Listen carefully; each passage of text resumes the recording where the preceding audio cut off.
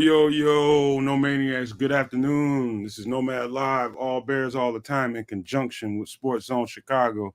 And my guy, Superback Sean Sierra. Got my trusty over there in the right hand corner, Keith Harris Sr. I believe I got that right for the first You got time. it right. Got it right. And Yeah, so, hey, yeah. man, welcome to the show. As we go, Trapper Keeper. I don't know, first time I've seen you in the chat. I don't know if you're new to the channel, but if you are, welcome to the network, man, and welcome to the family. If you have not, please hit the subscribe button because I believe you're going to like this content that we're going to do today, man. But hey, again, welcome to the show, everybody. I see J2K, Plank, Mitch Osborne, Junior is up there. Let me see, Unapologetic Truth. Cornelia Squall's one of the number one no maniacs out there. Victor Dragon. I don't know if you're new, but if you are, please subscribe for us, Victor. Ronetta, lovely lady Ronetta, man. Glad to see you here, my dear. Let me see here. Keith Harris is in there. He's also on the show. But I digress, fellas. Hey, man, we came to talk about some things today. And if you've been following the Nomad Network, then you know I let people know right away as soon as the season ended. I was like, they're going to pick up this whole we need to get rid of Justin Fields and draft the quarterback pretty quickly. That's going to be the narrative in the offseason. And I said it's going to pick up in earnest. If you guys remember, I said it. It's going to pick up in earnest, and the pressure is going to be really strong come draft time when they go to the combine, and it's happening right now.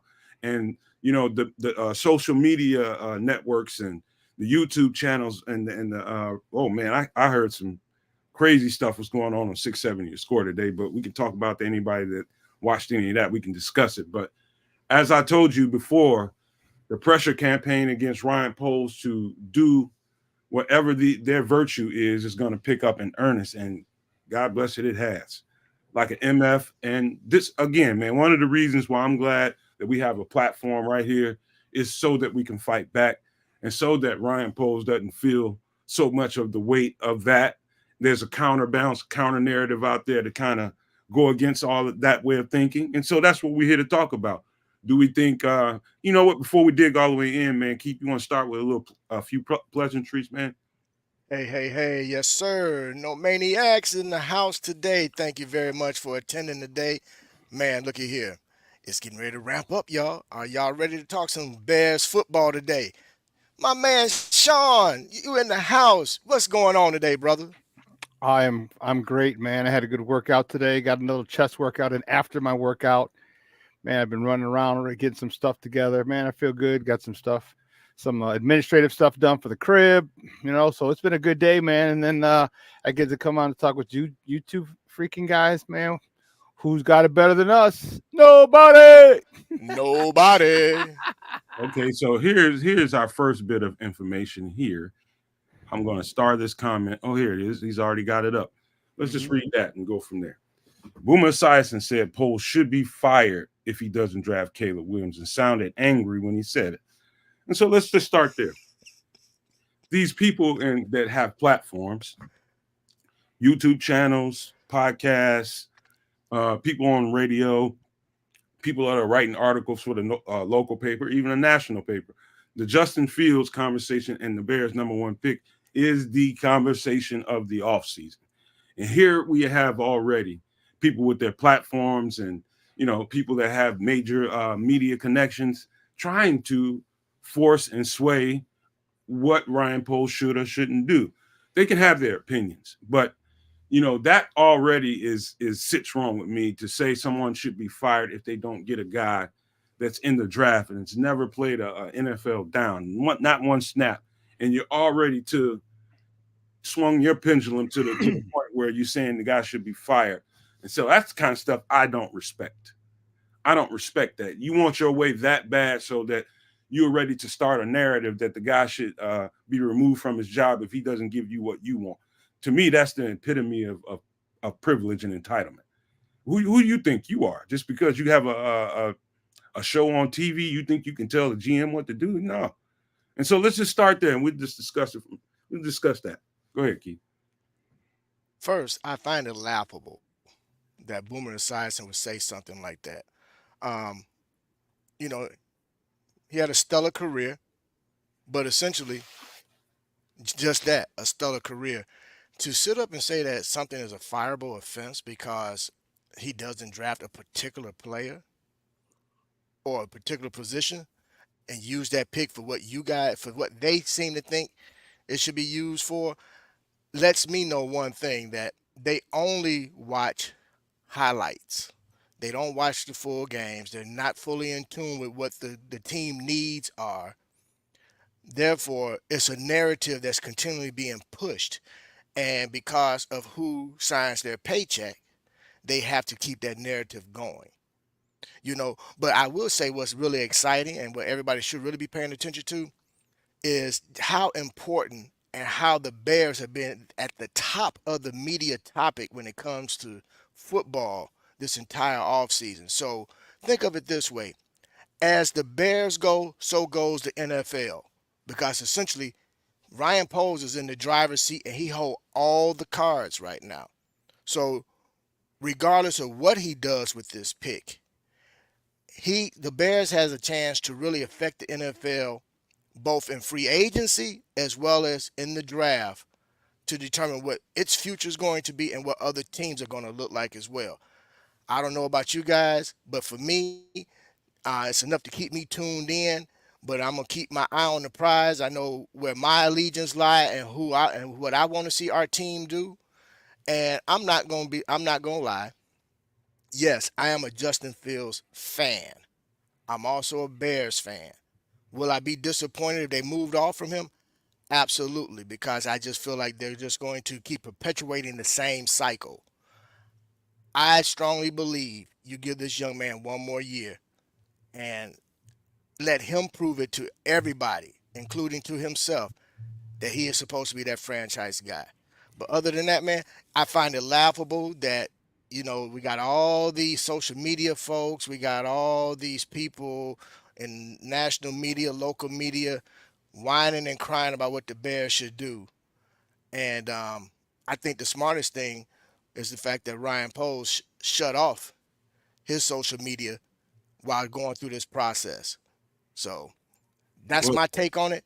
Well, that's Sean, cowardly. what you That's got hold to on, say, cowardly. brother? How hold on, dare him? Sean. Before you go, let me offer this, man. I'll tell you why I ignore him. First of all, he's old, and secondly, your name Boomer. I'm just going to ignore you. Just Hey, man! Don't be ageism. I don't want to hear that. Right. Yeah, really, because you affected Geriatric me hater, too. you. Yeah, come on. I'm a baby boomer. Why are you doing me like that? go ahead, Well, Sean. My well, well bad. that's cowardly. That's cowardly of Ryan Poles to do that. You know, um, I'm sure Cap should have something to say about that as well because that's exactly what Justin Fields did. So he should, he should be called cowardly as well. So it's laughable. All right, he's got a big decision to make. He's got um, the way if it plays out like if it plays out the way he wants to, man, this guy is he could be he'll go down as one of the best GMs in not just Bears history but in the history of the NFL. I saw a trade proposal on 1 to 2 and then 2 to 3. All right, and it comes just the amount of picks. You'd have seven picks in the first and second round in the next 3 years. All right, like this, it just That's boggles my crazy, mind. bro. It Crazy. boggles my mind that people don't understand that. And when you say Caleb is the Hall, because we talk about him getting a Hall back, he's not the Hall. Because if he was the Hall, what happens is that there would be no debate over who's the best quarterback coming out. There's a lot of debate. And not just debate, but there's a lot of other people who have him behind Drake May. Some of you have him behind Jaden Daniels. So if this guy is generational, there's no debate. Okay. So, and if he's not generational, and again, just because you're not generational doesn't mean you're not going to be good. Doesn't mean you're not going to be great. Doesn't mean that at all. See, people get that confused when you argue that he's not generational. They get mad and want to fight, but you don't understand. You can still be a great player and not be generational. So I hope Caleb Williams goes out a great player. I really do, but he's not generational. And if you're not generational, then you take the haul. You build this team. You build this team like the 90s Cowboys, and you watch what happens. You watch what happens because you're going to get Justin Fields with studs. Everyone complaining, oh, Justin Fields needs this. He needs to have 2 or 3 wide receivers. He needs to have a good offensive line. Well, guess what? Ryan Poles is doing that. And we've already seen what Justin can do when he has top-notch receivers, top-notch O-line. If you don't, go back to college. All right? 2 times in the college playoffs. 1 time to the national championship game. This is a kid who just needs to be coached. He needs to be coached well. He has been coached. He needs to be coached well. So it's going to be fun to see, and I hope Ryan Poles sees it the same way. I think he might. I think he does. There's a lot of things that he said, a lot of things that he's done. We talked about those yesterday. Like Nomad mentioned, why did he fire the entire offensive staff if the quarterback was a problem? Quarterbacks are probably get rid of the quarterback and keep the staff. Simple. And you also mentioned why didn't Nomad mention why did he not allow Justin and his camp to go search for a trade like they did Zach Wilson in New York? Why didn't he do that? Ooh. So say that again, Sean. I don't think the people heard you, Sean. Say that again. Why didn't the Bears allow Justin Fields and his people? So now you don't got to go for work out a trade. You go let them come to you. Hey, I went to Atlanta, I went to New England, I went to Giants, I went here, and and now you can pick and choose because these are places they're going to want them, and they're going to be ready to ante up a nice little kitty for them. Why didn't they do that? So Sean just strung together 2 very, very, very important, but not mentioned quite enough talking points. He just strung those together brilliantly. The fact is that they basically flushed the entire offensive staff out of here because they were inept. They figured at the end of the season, and this is just me basically guessing exactly what happened. They were inept. They made a collective decision. We got to get rid of this staff and bring a more competent staff in here. Justin wasn't the problem, number one. So you can surmise that based off of the actions they took, right? So the next thing Sean strung into that was the idea that if they were not sold on the quarterback, why wouldn't they have immediately given him the option to go and seek a trade? They did not do that. They have not done that. And so those 2 things together. Go ahead, Sean. Wouldn't that be doing right by Justin?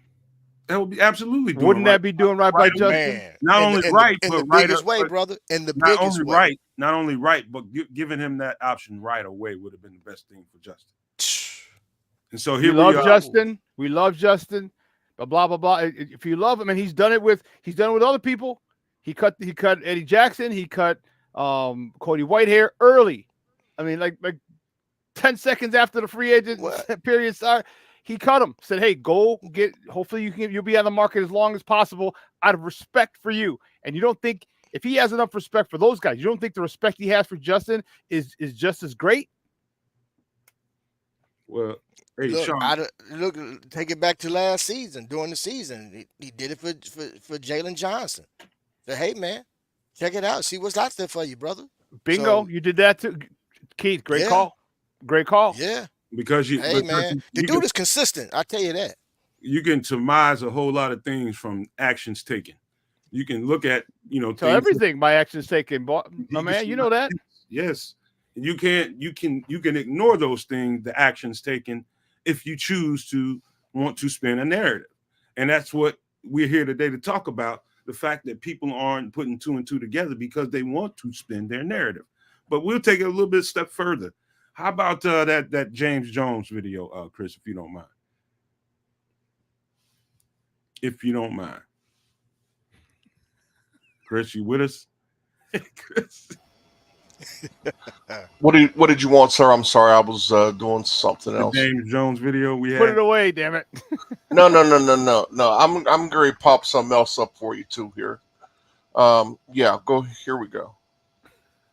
Sorry. Do you like him defending Justin Fields? I love it. And I think he's right, because as a receiver, you got to build so much chemistry with a quarterback. Him and Justin Fields know each other.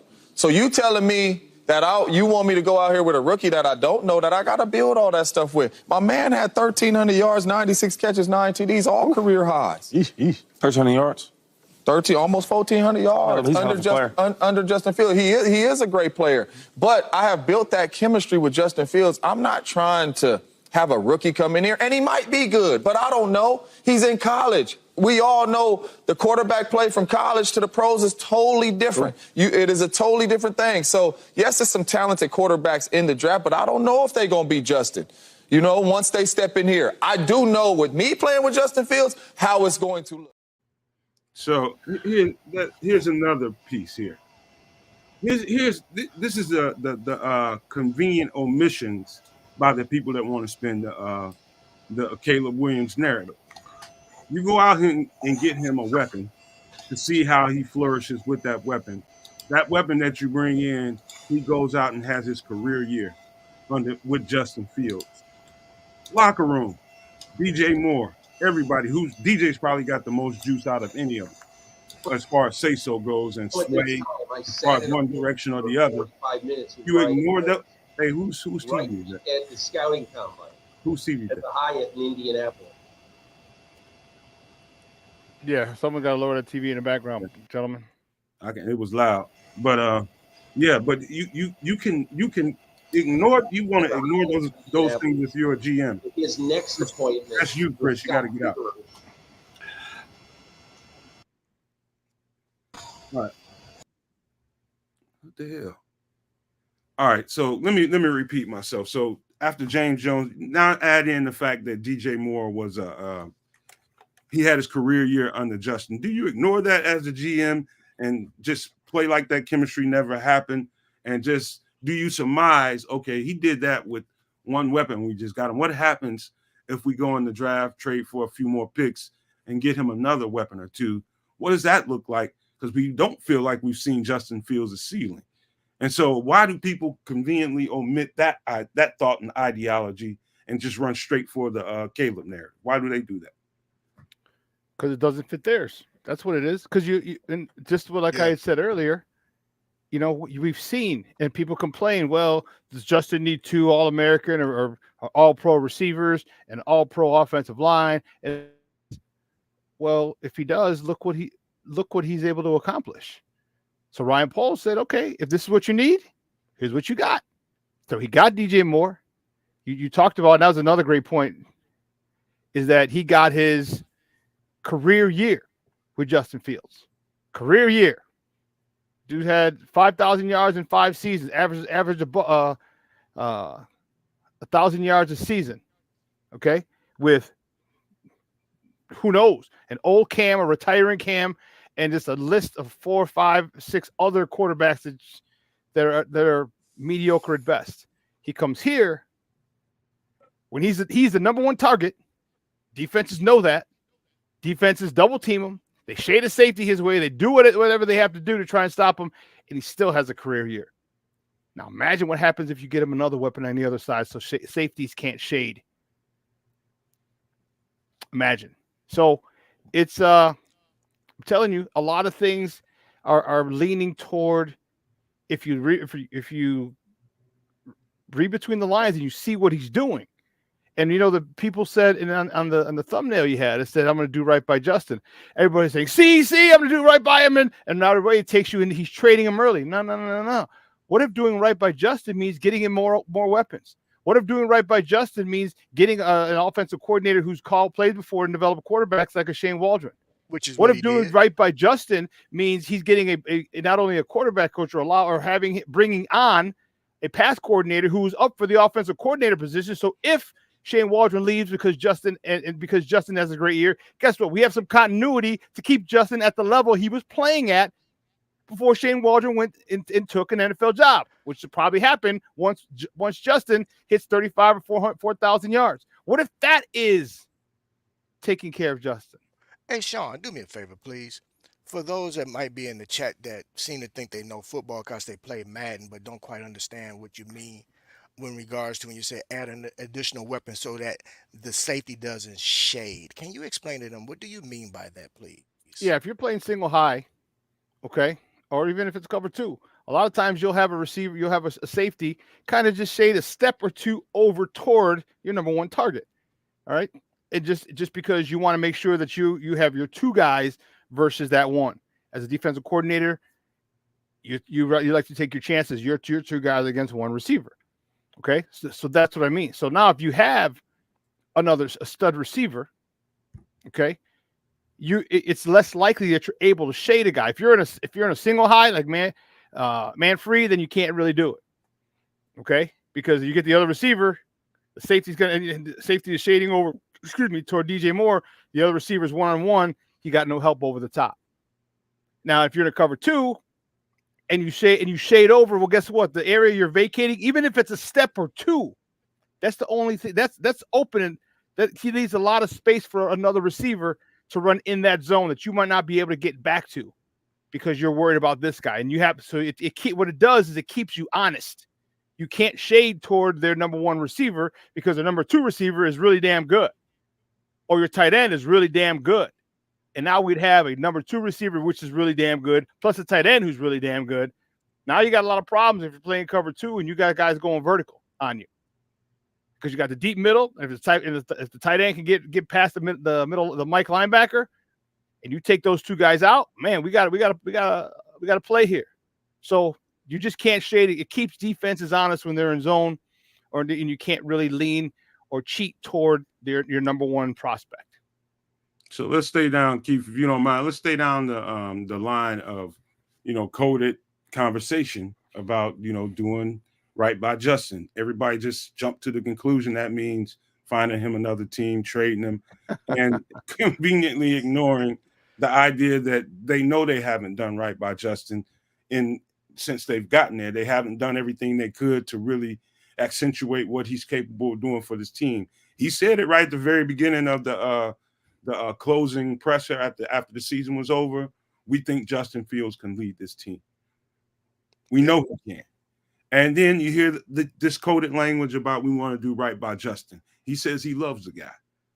And so, we might be jumping to conclusions, but I don't, man. My instincts don't lie to me, man. If I get something wrong, I pivot and I admit that I'm wrong. But I feel good when I tell you guys that some of that coded language to me says that we need to go and make sure we see every option that we can on the table and examine them, with the idea that we know we want to keep Justin and build around him. But I want to see what Vegas, I want to see what Atlanta, I want to see what Washington, I want to see what these teams, the Giants, are willing to put on the table. So long as they know that we're ambiguous about what we're going to do, that offer and those offers that come on the table, that table starts to pile up a little bit. Yeah, it does. And that means you've done your job. You've added extra value to the position that you have, giving you more flex and leverage to do the things that you need to do. Like I said before, it's 8 to 10 holes on this roster strong. And you can't fix them drafting a quarterback and 5 more picks. At number 9, you might get 1 or 2 extra picks. That's it. You got to fix this roster. You got to build this roster and compete at the level that you need to compete on, and you can't do it drafting a quarterback 1 and with 5 more picks. It's impossible. No, man, I got to hold on. But not only that, Keith, it's where those picks are. You can get some high-end talent in the first and second round if you move off that first pick. They know that. But my bad. Go ahead, Keith. First of all, let me address somebody in the chat. Shandog, we don't mind you being president and following the show and everything, but your tone, brother, and your disrespect right now toward others in the chat gotta stop, bro. Otherwise, we just gonna go ahead and block you. Don't worry about that. I got him. So just cut it on out. Don't worry. Be an adult. You calling people fanboys. The only fanboy I see right now happens to be you. We ain't got Caleb carry his own. Okay, we ain't got to adjust, man. You spoke on it, man. Because I just put a block. I digress. My bad. So let me get back to it. So essentially, all the pleasantries that Ryan Poles has expressed toward Justin Fields, he didn't have to do that at all. If he's going to move on or whatever his thoughts are, he can keep it very, very vanilla and move forward with it. What does he have to gain by saying those things especially if he think he may move in a different direction. You know, of course, yeah, that's his quarterback currently, but he doesn't. You know, if we're talking business, then does he really owe him all the pleasantries? Not quite. You know, but when we talk about doing right by Justin, what I took from it was exactly what you stated, what Sean stated too, and more importantly, what Louis Riddick stated on ESPN on Get Up, which was if Justin Fields was the problem, then why not get rid of the problem? Instead, you got rid of an entire offensive coaching staff. Only people that remained was the offensive coordinator, I mean the offensive line and the tight end coach. Why? Because they was looking for somebody as an offensive coordinator that's going to run a very similar scheme and system. So for those that want to read the tea leaves, read all the tea leaves. Don't pick the ones that's going to fit your narrative. Read all the tea leaves. You know, learn, educate yourself on some things. Period. But I So will say, and I do believe that he's doing right by Justin. He went out and got an offensive coordinator. He's got some pieces in place now that we didn't even have on in the coaching ranks last season to move forward to propel this offense into what I consider the new NFL.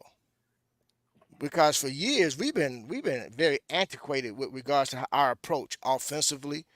You know, we've been able to do things defensively because that's what we've always been known for was defense. But our biggest Achilles heel has always been offense. And for the first time, and I'm going to repeat this again, for the very first time in this organization's entire history, we finally have a front office with real football people and on all phases of the game, coaches with actual coaching experience. No first timers, none of that. Everybody is coming in, handling their business in the roles that they are accustomed to being in and that they have been proven in each one in their respective roles. So for me, I think he's doing his quarterback as well as the team, some doing them right and doing them justice. That's just that's my take. I mistakenly banned Leo Factor. I apologize, Leo. Uh, Go ahead, Chris. I was just going to roast you about that, man. Your your band finger is slippery, man. Listen, I is that the got second time you did? Is oh that the man, second that time you second banned him? time he's shooting the wrong people, man. His aiming ain't good, but that's all right. Did Still you get love him? you. Did you get him back? No, I didn't. I was working on something else. Listen, I wanted to play this Peter King clip from the Dan Patrick Show. It's less than a minute long, but it really it clarifies what Peter King spoke about the other day, if that's all right. A year ago at this time, I sat in a room for 45 minutes with Ryan Poles, at the scouting combine at the Hyatt in Indianapolis. His next appointment was Scott Fitterer, the general manager of the Carolina Panthers. And this is what Ryan Poles is going to do this week. And I just believe,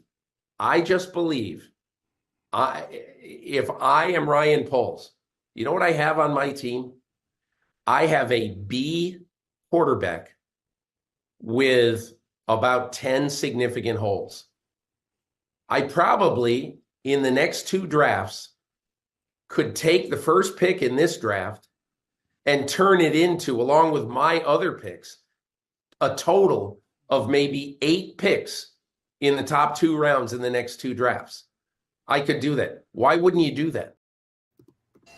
So, hey man, Peter King knows what he's talking about, man. He's not like me and Sean. We were discussing this yesterday. You know, when he broke Twitter, when he broke that he thinks they're gonna trade down and do all that, and everybody went nuts. You know, I think the man has enough standing and credibility that you take him seriously. I don't know a time in my life where I read something that he predicted that came out to be wrong. And so I think also, you know, the fact that he put Ryan Poles in a certain kind of predicament, I think he went out to kind of clean that up a little bit, and I think that was the right thing to do. But I'll let you guys go ahead from there and discuss what you think about what he just said. What he just said, okay. Yeah, I think he walked it back because I think again, that was his last column. All right, he retired. And who's not going to want to go out? Who's not going to want to go out in a bang with their last whatever? Okay, he had a chance. This is the news that's been out. This is the topic throughout the NFL. But the Bears are like, hey, we need to keep this in the wraps. Blah blah blah blah. So okay, it's easy. Hold on. It's easy for him to hop back on and say, hey, listen, I didn't talk to anybody. I didn't do this. It's easy for him to say that. Okay. And I appreciate that. That's cool. But it just makes sense to him. And one other thing that I wanted to thank you guys. Thank you. No one has mentioned this. Why is it that Justin's on vacation this week? It just to me, it just seems that the timing is he goes on the podcast and says, hey, I'm on vacation. I don't know. It doesn't mean anything one way or the other. To me, it just seems, well, wow, you waited all off season. All right, because a lot of guys that I knew played like the season's over, they're gone. Or they'll wait a week and they're gone. Or they'll take a vacay with the fan because they've been away from them all season, and they're gone. It's not like Justin has a family. He doesn't have any kids that we know of. Hey, Sean, doesn't have a wife. Can I throw another little piece in there for you while you're talking about this? Mm-hmm. Do you think Ryan Poles, as a man, respects Justin Fields enough as a human and a man or lacks the respect so to the point that he would allow Justin to come into the facility 2 weeks after the season stops to be in there having workouts and doing what you think he would allow him to do that, knowing that he's got intentions on moving him? Do you think he let him do that out of respect for him? Do I think he'd be allowed back in the facility? Yeah. Why would you? I mean, do you think Poles would actually do that? You think before he traded him? Now he was inside that building as the coach working out. Yeah. He was working out as the coaches were coming in and being interviewed. You think he would have let that happen if they had intention on trading him? Yeah, like I don't think he could always say, "Hey, I mean, you can't tell him to stay away. He hasn't done anything wrong." You know what I mean? So it might just be, I don't think he would. It's just like, I don't know. I don't think there's. I mean, I think his first priority is to not tip his hand. That's the first thing. He's got to not tip his hand to keep the value of the first overall pick at its highest. So I think that's why he's so apologetic to Justin, is because there's just certain stuff he can't let him know for fear of it being leaked. They're keeping the thing as tight as they can up at Hallis Hall, and so I don't think he can let anything endanger information being leaked. If it does go down the way that we think it does, I mean, the way that he has played this is, as I said yesterday, it's a master's class in how to be a GM, but it is really, I'd be even more impressed because of, you got to keep people in the dark. Maybe he has Justin in the dark. All right. Maybe he says, hey, or maybe he's told Justin, all right, here's what we're doing, but guess what? I need you to go away. Take a vacay. And Justin's not going to Miami. Just not going to Florida. Just not even going to the Caribbean. Where did he say he was going? Italy, Europe. Yeah, he sure did, didn't he? Mm-hmm. Sure did. So you can't even get a hold of me. I mean, unless you got my WhatsApp number, but you know what I mean? Like, he's not even going on vacay here like we all do over here. Go to Atlanta, LA, Arizona. And he was a baseball player. You don't want to go to spring training? Florida, right around Tampa, Arizona, right around Phoenix. Nope. I got to go to Europe. Just a thought. Just not even a thought. Just something to think about. All these things that are adding up. And so when people say, "Oh my God, I can't believe it. Oh my God, I can't believe it," guess what? We try to give you the signs. We tried giving you the signs. We tried telling you, but you don't want to see it. You didn't see it because you didn't want to see it. That's all. Let me jump in here real quick because we got to pause for a station ID real Great quick. perspective, Sean. And on the other side of that, we'll pick up this conversation along with some of the stuff we touched on last night. Sean, I thought you wasn't going to be able to do the show, but you came in late and we was about to wrap up the show. So I'll give you a chance to chime in on some of the conversation that we were having last night. But let's do the station ID first. Best Chicago Bears content anywhere. Catch Nomad live pregame 1 hour prior to kickoff and Nomad at night postgame, and every Friday evening at 7 p.m. Central on all the most popular streaming platforms, and only on the Nomad Network.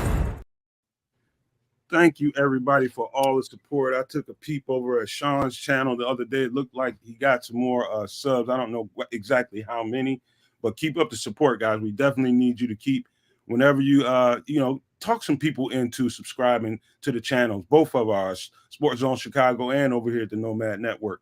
Talk people into, hey, man, there's some good Bears content out here. If you get tired of some of the regular stuff that's out here, man, these dudes over here be tearing it down every time they do a show, man. So do us a favor and reach out to other people, share that content, speak to people about what we do here, man. We can definitely use the support from, people that we don't know are out there looking for the shows and stuff like that. So, like, if I'll tell you right now, you know what, Sean, before I get all the way into it, man, I'm gonna go ahead and let you speak on some of the stuff that was going on the show last night, and see what your takes are about, what we were talking about last night about Justin did he earn it to have a team built around him or not?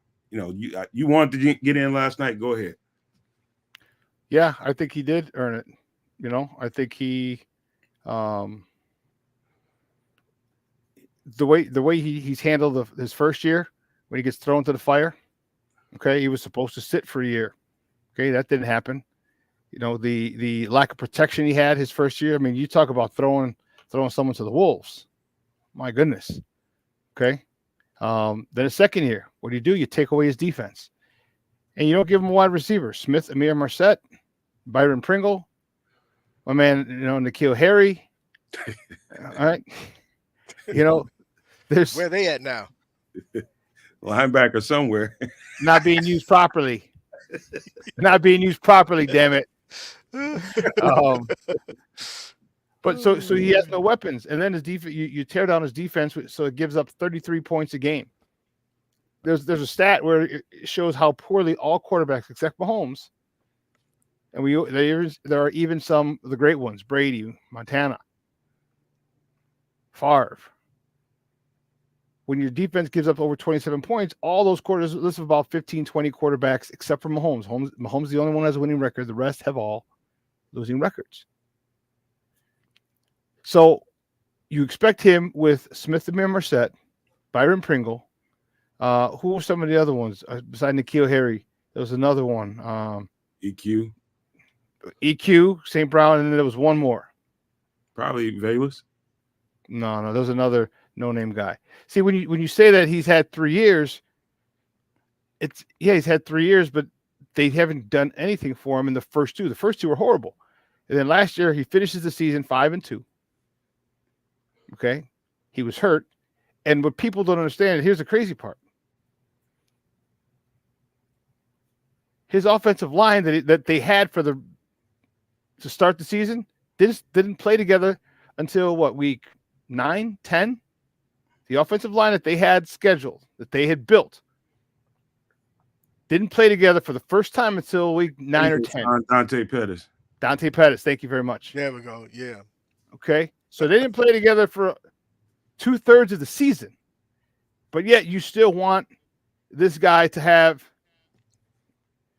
to take off. And so it's frustrating that you see that. Then you finally get Montez Sweat, and all of a sudden, he finishes 5-2 on a trajectory up. You had a guy who didn't know how to develop him. 3 screens in a row. You call that. You don't even do that in Pop Warner. Maybe Pop Warner is the only place you do it. But he did that in the NFL, in the red zone.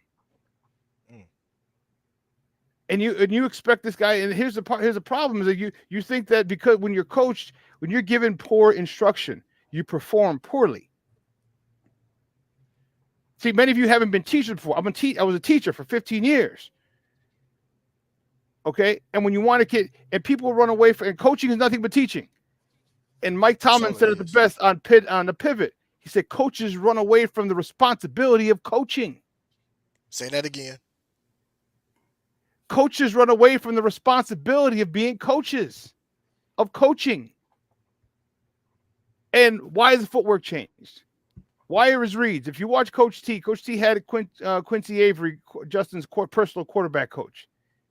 And one of the things that he said was there were times where, he'd ask him like, hey, why did you go over there? Why didn't you look over here? This guy was open. He's like, well, this week in practice, my progression started here.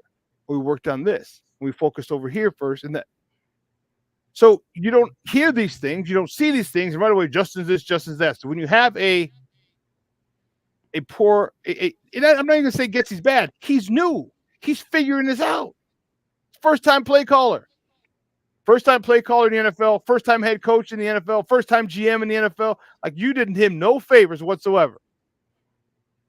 Sean, you know how many times I was jumping up and down and I got this nice, movies theater style sofa. It's a love seat. Me and my girl sit back here, and this is like a little quiet space. And she got mad at me, and she came back here and she was watching the game with me when he was doing all those screens back to back, and I was hopping up and down on this thing, man. She's like, if you don't calm down, you're gonna break. I love this seat. I'm not getting rid of it. And she was just getting mad at me, man, because I was huffing and puffing so hard, man. It was just like, what in God's name is going on in this dude's head? That's the point, Sean. That's the point where I'm gonna get a little passionate here, man, because I got to a point in the season this year where I felt like, and I believe Ryan Poles and some people in that building, maybe Kevin Warren and some other people, you started to feel some sabotage, man. I started to feel like a lot of people said that, Nomad. A lot of people. It started to feel obvious to me, man. And I was like, man, what are they trying to do here? What are they trying to do? Just because this guy is not Aaron Rodgers type with his release, what are they trying to intentionally make him look bad by calling plays that don't necessarily fit his skill set? Yep. That's how I was feeling, man. I don't know. Apparently you guys felt that way too, but I was pretty quiet about it until I got on the show one day and I had to let it out. But to this day, I felt like that was pretty intentional, and they wanted to make him look bad. But did they? Here's the biggest issue. Yeah. Can he develop him? All right. Justin is a special character. All right. Justin is a special type of player that needs to be coached different. Like the one thing that it seemed like he was trying to fit him in a square hole, a square peg in a round hole. And all right, this is what Aaron Rodgers is. Do this, do this, do this. He's not Aaron Rodgers. All right, you had to find what works best, what he does best, and do it. And that wasn't done. That's coaching malpractice. And he's been in college and the NFL a long time. He should have known that. But there is a situation oftentimes where offensive coordinators love to be the smartest guys in the room. Maybe he felt he waited too long before he got an OC gig. Maybe, I don't know. I'm not in his head, but there was there were so many reasons, so many things that we saw that made me believe he wanted to be the smartest guy in the room. And sometimes it's just the what is it? Keep it simple, stupid. Sean, but take a look at Starsky Love here, man. Starsky Love. I gotta read this, fellas. I'm sorry. This is the stuff that gets to me. Sabotage is the only way to explain how Getsy stopped doing what JF1 had excelled at in the Denver and Washington games. That's the stuff that sticks out to me right there. That those right after that, that's when you start. I mean, it was really gross, man. It was grotesque. Why would you stop doing something that works? But I digress. Here's why, Starkey Love and Nomad. Here's why, because what you want to do is, and here's from offensive coordinators. A lot of times you want to be the smartest guy in the room. When you do something's working and it happens a couple of times, and say, okay, well, guess what? They're gonna think we're doing this again, but now we're gonna do this. as opposed to running it until they stop it. You have Right. to run the same God-blessed play 7 times in a row because you just gained 6 yards each single time. Then you run the play 7 times in a row. Not 3 screens that gain 1 yard, no yard, minus 1 yard, 1 yard. No, when you get positive yardage. When you get You know what's positive funny? yardage, then you continue to do that. And it doesn't have to be the same play. I mean, the same in consecutively, but teams didn't adjust.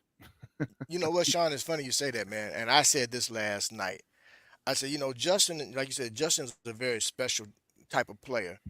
To where the kid wants to be coached and he wants to be coached hard. And sometimes you can be so coachable to where it could be to your detriment. And that's what I felt like last season, that he was willing to do whatever his coaches were asking of him because he want to win, you know, and to a point where I felt it was to his detriment. But at the same time, what I took from Getsy, one, I felt, and Nomad, you could probably, because I know you dealt with mental health and things of this nature. What I've seen in Getsy, and when he would go to the podium, when he did have certain interviews, and just his demeanor on the sideline, I saw some narcissistic traits, and I could be wrong, but it seemed like this guy was really adamant in making sure that he displayed his system, and it was about the system, not about the player. I'm going to force this player into my system because I felt like from day one, this guy had been auditioning for a head coaching job. He didn't even bother to really take the role of being offensive coordinator and learn how to do that first before he put the cart before the horse and was trying to audition for a head coaching job by saying, see, I have this system. I took this player and I molded him into my system versus I put a system around this guy's talent. And because of that, we are excelling as a team. Well, I look at it. I look at it a couple ways. You mentioned narcissism. I look at it in that lens too, but I also looked at it in the lens of I'm handicapped. I'm hamstrung. This is all I know. And if we can't, but then again, when you think about it, you see how he adapted the scheme after after the first 4 or 5 games, up until the game when they played New England. It looked really one way, and it seemed like it wasn't going to change. And then something happened. They had a powwow. I think they had a mini buy. I think that's what they called it. And they got together. The heads got together and said, "Look, we got to change some things, man. This is not looking good for any of us. And if we keep going down this road, all of us are going to lose our jobs. So we got to start. We got to at least get Justin in this room and see what he's comfortable doing, and maybe get away from what we want him to do in the scheme." So I see a little bit of both of what you're saying, Keith. I see the narcissism, and I also see the ineptitude that had to, because I think I know at a point, Flus began to call plays. Yep.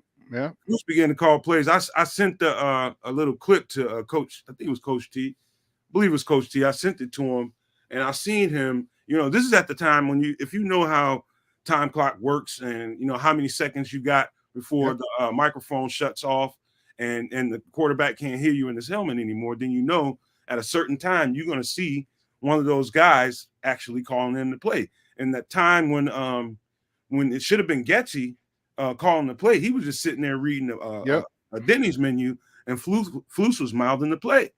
And so I think after the before the New England game, I think it got to that point of the season where I got to take some kind of control of the ship, or we're all going to lose our jobs. I'll call the plays.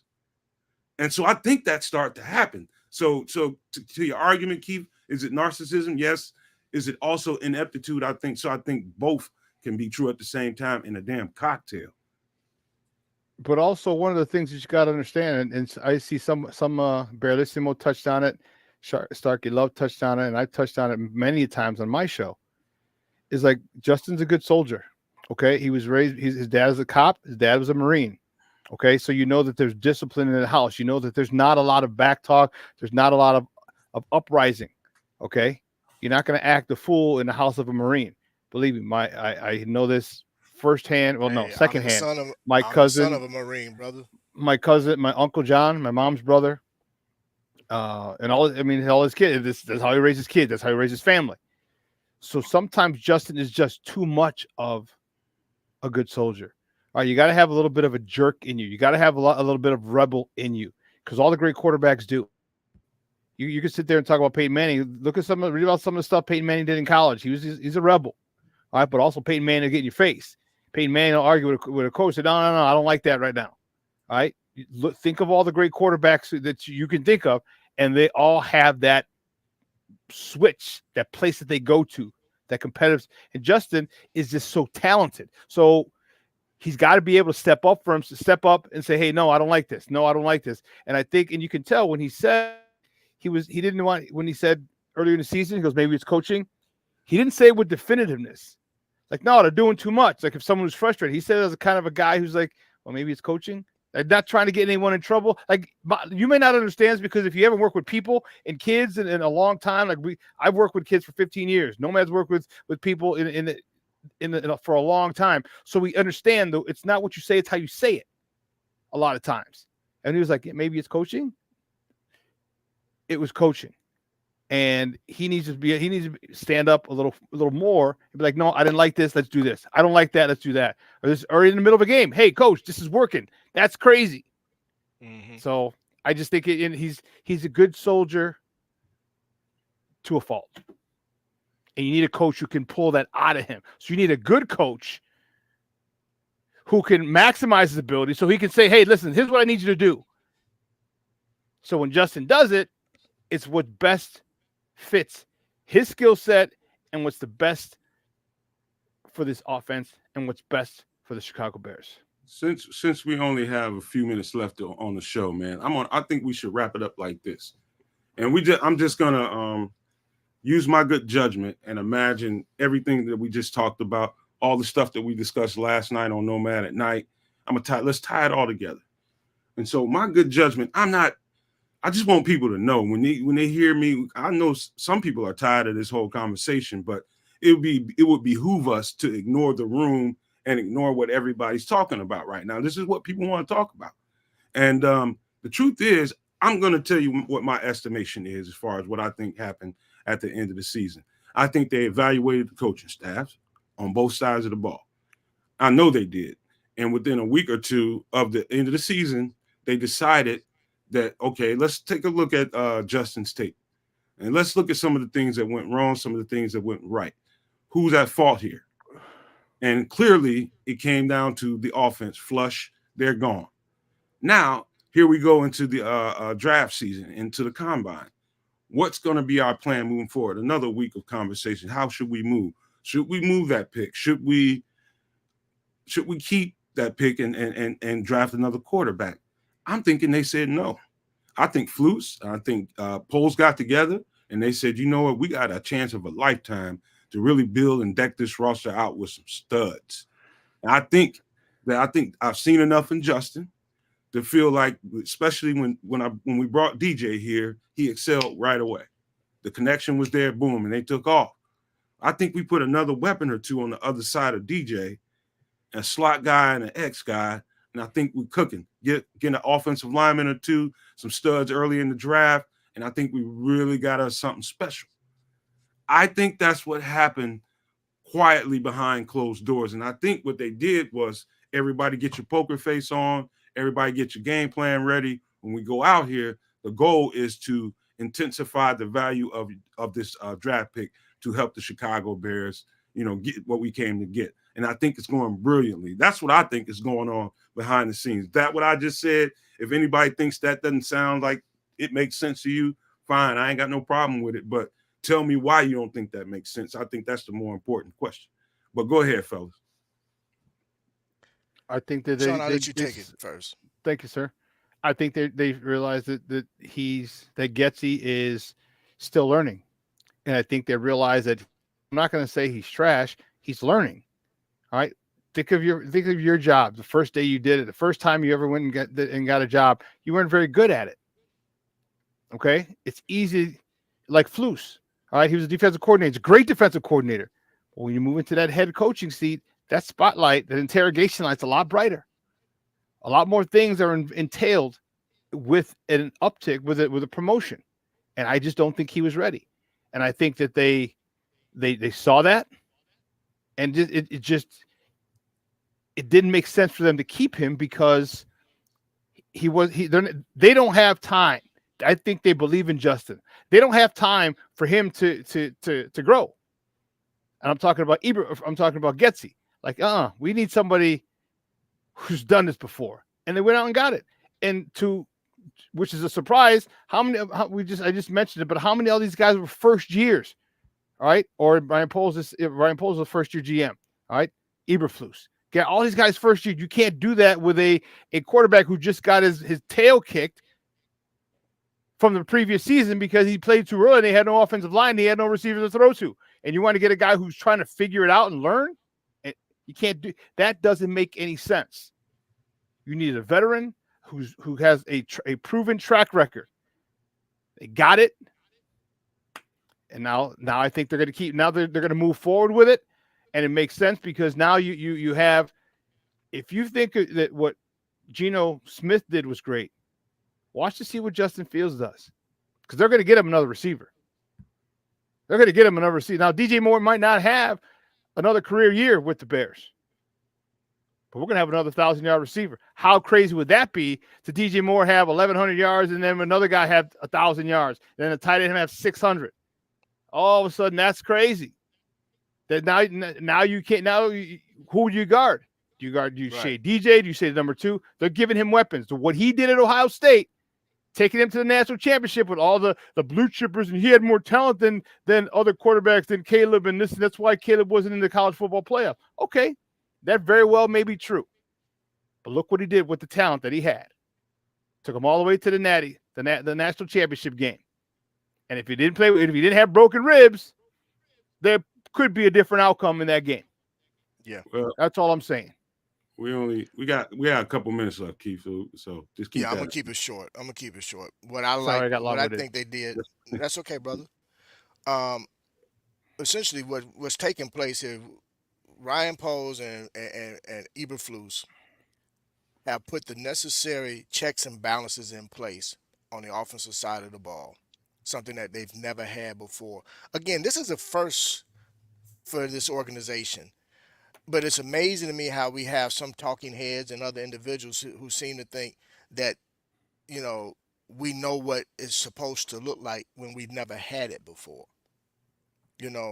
So let's take a step back here and give Poles some credit, and also let's also hold him accountable, because we cannot remove the fact that what he did was he tore a team completely down, and now we're going through a complete rebuild to get to a certain point.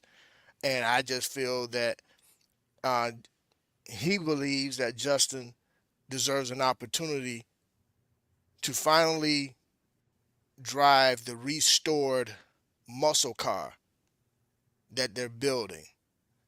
And I believe that we're going to see the results of that rebuild, and whether we like it or not, he's doing a pretty masterful job of it. It's killing some of us because we don't know what he's thinking. He hasn't shown his hand. But at the same time, for those of you that say you trust him for either way it goes. And that goes for us too, those of us that are kind of champion for Justin. And we're really champion for Justin simply because we just feel like he's gone through the fire, so why not him be the one to at least have the opportunity to come out of the fire and have at it with the new coaching staff versus let him be the whipping board and then get rid of him and bring in the shiny new toy. That's my only take on it in regards to how I feel about it. But all in all, I'm bringing it to a close. Since you're There's already checks there, and balances in place, and I think that we're going to see the results of that. Since you're already there, man, you want to do any closing statements before we walk out of here? I most certainly do. First and foremost, to all I know maniacs and the new guests in the chat, thank you for coming out again today and supporting us. My apologies for my earlier blow up. I'm real big on disrespect. I don't tolerate it. We don't tolerate it. we don't try to consider and tell anybody how to think. We want you to be free-minded because we're free-minded. But we just ask that you be respectful to us as well as to those that's in the chat. To Sean, to Nomad, to Chris, to Brian. Hey, as always, I love chopping it up and talking Bears football with you guys. And we're going to continue to do this. We're going to continue to try to educate. And look, man, this is fun. And let's just keep it going. No mad what, bear down. Go ahead, Sean. Guys, thank you for tuning in. We enjoy talking Bears with you. We enjoy talking, supporting the guy that I believe that we believe is the best candidate, the best quarterback to lead this franchise. No, you're right. He did. The crack ribs were it was the hip. He had the hip issue in the championship, in the national championship game. Thank you very much. It was the hip that he had the issue with.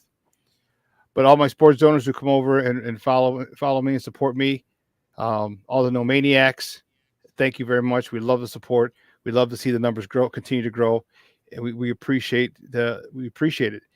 Yeah.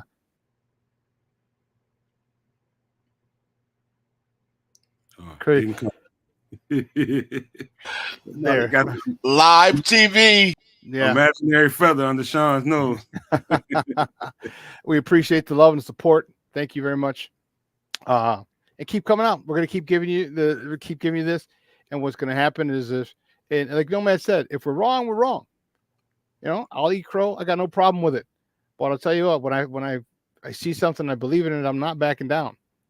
Okay, I'm not backing down, and I see it differently than most people. I see it differently than the journalists. I see it differently than the average Joe.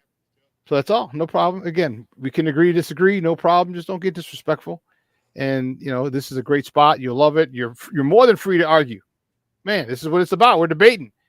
All right. So that's what makes this fun. Guys, you have a great day. All right. Enjoy it. This weekend. Well, we'll see you tomorrow, but this weekend's gonna be beautiful. And spend it with your loved ones. Like I say, I'm in my little videos. Do yourself a favor. Send someone a text that you haven't talked to in a long time. One of your boys, one of your cousins, one of your peoples. Just be like, hey, you know what? I just thought about you. All right. Have a great day. Hope you and the family are great. Don't hit me back when you can. You're gonna make somebody's day. I guarantee you. And that's what we need. Just put more smiles on people's faces. Amen to that, man. And I'll just leave you guys with this because apparently I triggered. You wanna say goodbye, Brian? We can't hear you. You're muted, man. I just want to thank Keith for mentioning Tony Medlin. No Maniacs, great seeing you. Have a blessed day. As always, hit the like, subscribe. We love and appreciate you all. Thank you. Okay, with that being said, let me leave you guys with this real quick. I made some hella points, and everybody on the panel last night and today made a hell of a case for why we feel the way we feel. So a lot of people follow me on Twitter, and a lot of people were triggered during last night's show and today's show. I've seen it, plenty of it in the chat today. I won't call any names out, but I'm gonna tell you this. Do yourselves a favor, man. I love you guys and every one of you guys, man. You're still part of the family over here, but do me a favor. Do yourself a favor. Don't try to convince me that we're moving on from Justin Fields and we're going to draft Caleb Williams. You won't. Convince yourself. Convince yourself of that because it doesn't work on me. It won't stray my opinion. It won't sway anything about the way I see it, the way I described it to you, exactly what I believe, and it wastes no time. Don't waste your time and energy giving me what you think about, and it doesn't really matter. I've decided with myself that this is what I think they're thinking. And if I'm wrong, like Sean said, don't mind pivoting and saying I'm wrong. But as of now, man, no matter how many times you repeat it to me that we're gonna move off of Justin and we're gonna draft Caleb, that shit don't matter to me, man. Save that, man. Really. I just want to tell you, save your energy so that you don't have to keep repeating and stuff like that because it moves the needle none with me. Just wanted to make sure you know that before I got out of here, but I got to make sure I tell everybody, love you guys. Appreciate you all for being here and stay tuned. I think we'll be back Friday for Nomad at Night. We'll be back Friday afternoon at 3 for our regular Nomad live show that day. I don't know if we have any guests lined up. I'm not sure, but Definitely 2 shows that day. It's going to be at 3 o'clock and 8 p.m. Central. So stay tuned for all that. But before I get out of here, I got to leave you guys with these famous words: love, peace, and hair grease, y'all. Nomad what? Bear down.